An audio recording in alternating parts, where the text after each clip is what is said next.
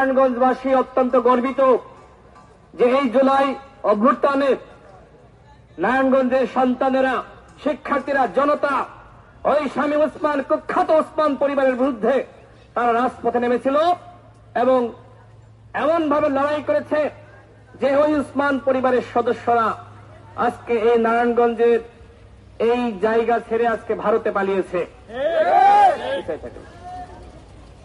শামীম ওসমান যখন ফখরুদ্দিন, মঈনুদ্দিন ক্ষমতায়, সেই সময় একবার বোরকা পরে ভারতে পালিয়েছিল। এইবারও সে বোরকা পরে ভারতে পালিয়েছে। ভারত তার আসলে বাপদাদার দেশ, এই বাংলাদেশ শামীম ওসমানের না। অন্যথায় কেন বারবার ভারতে পালায়? কেন? কি কারণ? এই আওয়ামী লীগের যারা নেতাকর্মীরা, এরা বাংলাদেশকে নিজের দেশ মনে করে না। এরা মনে করে এদের আসল দেশ হল ভারত। যে কারণে এরা এই 15 বছর ধরে ভারতের বন্দনা গীত গেয়েছে। ওবায়দুল কাদের বলতো ভারতের সাথে আমাদের স্বামী স্ত্রীর সম্পর্ক। কে স্বামী? ভারত। আর স্ত্রী কে? ওবায়দুল কাদের। ওবায়দুল কাদের স্ত্রী। দেখেন, এই ওবায়দুল কাদের সেও পালিয়েছে কোথায়? ভারতে। এছাড়া আমরা দেখেছি ওই যে মোমেন, আলগা মোমেন, সে কি ছিল?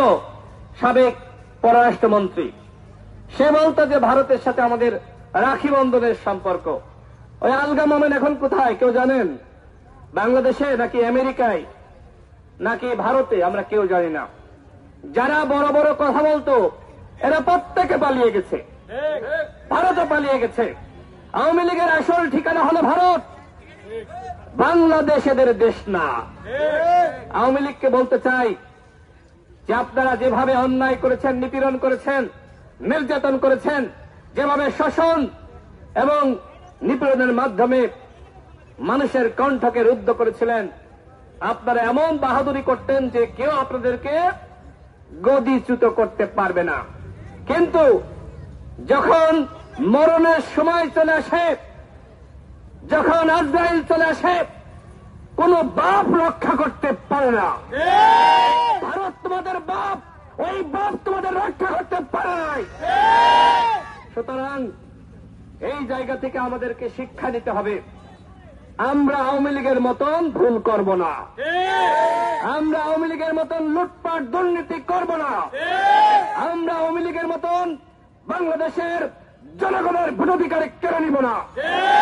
আমরা এমন একটি রাষ্ট্র গঠন করতে চাই যেখানে ন্যায় বিচার থাকবে, মানুষের অধিকার থাকবে, যেখানে কথা বলার স্বাধীনতা থাকবে, যেখানে কোনো চাঁদাবাজি থাকবে না, দুর্নীতি থাকবে না, ঘুষ থাকবে না, যেখানে কোন তদবির বাণিজ্য থাকবে না, যেখানে প্রত্যেকটা নাগরিক স্বাধীনভাবে বসবাস করতে পারবে, যে রাষ্ট্রে প্রত্যেকটা মানুষের নিরাপত্তা থাকবে, সেই বাংলাদেশ আমরা গঠন করতে চাই। এই বাংলাদেশ গঠনে গণ অধিকার পরিষদ নারায়ণগঞ্জের মানুষের সহযোগিতা চাই, সমর্থন চাই। আমাদের দল গণ অধিকার পরিষদ, আমরা যেখানেই যাচ্ছি আমরা বলছি ন্যূনতম রাষ্ট্র সংস্কার হতে হবে, বিচার বিভাগের সংস্কার হতে হবে, নির্বাচন কমিশনের সংস্কার হতে হবে এবং এই যে প্রশাসন, পুলিশ, সেখানে দুর্বৃত্তায়ন, এই পুলিশ প্রশাসনের এবং যে অন্যান্য সরকারের সেক্টর রয়েছে সেখানে সংস্কার হতে হবে। সরকার ইতিমধ্যে 10টি সংস্কার কমিশন গঠন করেছে, কিন্তু দুঃখের সাথে বলতে হয় তারা কচ্ছপের গতিতে চলছে। রাষ্ট্র সংস্কারের বুলি আওড়াচ্ছেন, ভালো কথা। রাষ্ট্র সংস্কার তো আমরাও চাই, বাংলাদেশের প্রত্যেকটা রাজনৈতিক দল রাষ্ট্র সংস্কার চাই। কিন্তু এখন কেন সমালোচনা শুরু হলো? কেন? কি কারণ? কারণ আপনারা 4.5 মাস কাজ করেছেন, সেই কাজের মধ্যে জনগণ আস্থা বিশ্বাস খুঁজে পায়নি। সেই কাজের মধ্যে জনগণ ভরসার জায়গা খুঁজে পায়নি। আপনারা যদি আওয়ামী লীগের অপরাধী এবং যারা হাইকমান্ডে ছিল এবং শেখ পরিবার তাদেরকে গ্রেপ্তার করতেন, তাহলে জনগণ মনে করত যে আপনারা আসলে রাষ্ট্র সংস্কার করতে চান। 300 ডামি এমপি, এদের গ্রেপ্তার করা দরকার ছিল, সম্পদ বাজেয়াপ্ত করা দরকার ছিল। কয়জনকে ধরেছেন?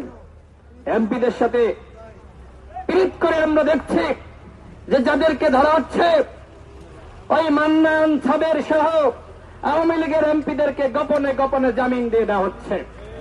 উপদেষ্টারা এর সাথে জড়িত, উপদেষ্টারা এই জামিনের সাথে জড়িত। সুতরাং আপনি আওয়ামী লীগের চুনোপটিকে ধরবেন, জামিন দিয়ে দিবেন, আর ওবায়দুল কাদের ভারতে পালিয়ে যাবে, আর আপনি বলবেন রাষ্ট্র সংস্কার করতে চান। কেমনে বিশ্বাস করব?